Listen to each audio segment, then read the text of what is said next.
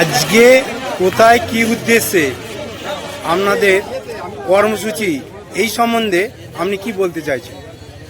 আজকে গতকাল থেকে ভারতবর্ষের কোনাচে কোনাচে সমস্ত মানুষ আজকে লজ্জায় মুখ লুকাচ্ছে।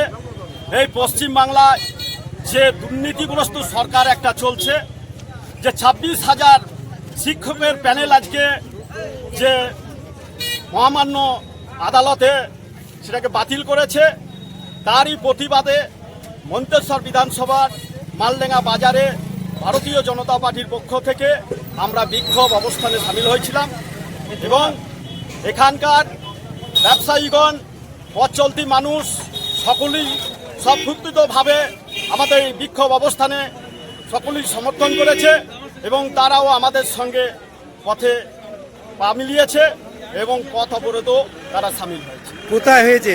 মন্তেশ্বর বিধানসভা মালডাঙ্গা বাজার। কটা থেকে শুরু হলো?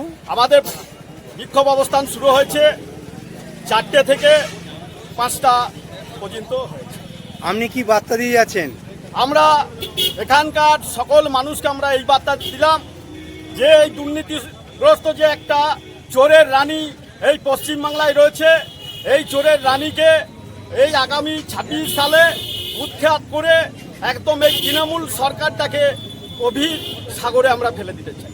এখানে কে কে এসেছিলেন? এখানে ভারতীয় জনতা পার্টি বিভিন্ন স্তরের কার্যকর্তা, আমাদের মণ্ডল সভাপতি সকলেই হাজির ছিল।